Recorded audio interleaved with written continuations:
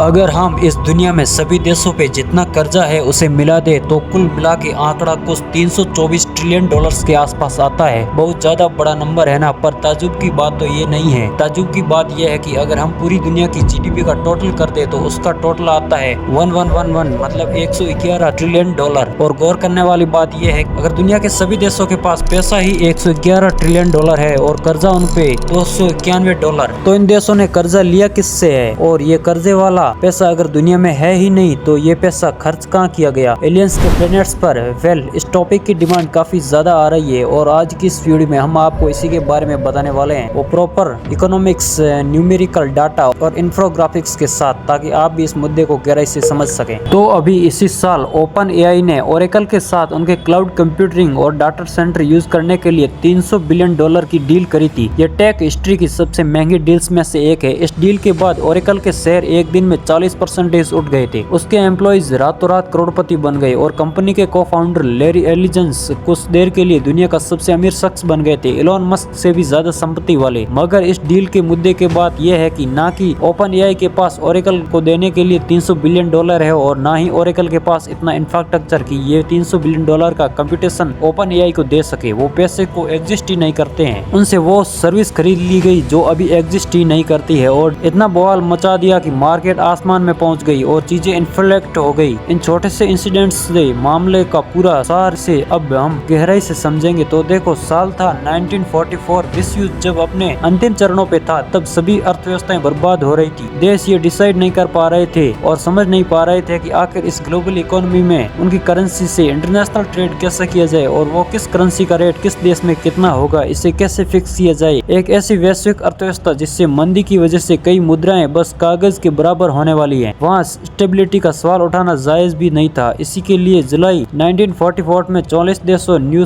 Hampshire, USA, new Britain के शहर मिले ये डिसाइड करने के लिए विश्व युद्ध के बाद ट्रेड किस तरह काम करेगा और वहाँ पर उन्होंने साइन किया ब्रेटन वुड्स एग्रीमेंट में। इस एग्रीमेंट में दो खास बातें लिखी गई थी। पहली ये है कि अब सभी देशों की करेंसी वैल्यू यूएस डॉलर में देखी जाएगी और ग्लोबल ट्रेड यूएस डॉलर्स की वैल्यूएशन से ही किया जाएगा। करंटली सभी देशों के बीच किया जाता है जैसा आप जानते हैं, लेकिन जब हम मैनुअली सभी देशों के ऊपर लगे इंटरनेशनल डेब्ट को कैलकुलेट करने की कोशिश करें तो उसका टोटल रफली 60 से 70 ट्रिलियन डॉलर्स के बीच आ रहा है, जो पूरी दुनिया के टोटल जीडीपी से कम है। यानी टेक्निकली पैसा उतना ही है, बस हर सरकार अपनी इंटरनल फाइनेंस जूझने के लिए अपने ही को कर्जे में बांट देती है, जिससे बिना मतलब ये फिगर इतना इन्फ्लेक्ट हो जाता है और मार्केट में आ जाता है। हालांकि इसे इंटरनल डेब्ट ने आज चाइना के रियल एस्टेट मार्केट को बर्बाद कर दिया है, इतना कि वहाँ कोई 10 रुपए भी मकान नहीं खरीदना चाहता है। को मिलता हूँ नेक्स्ट वीडियो में, तब तक के लिए बाय बाय, जय हिंद।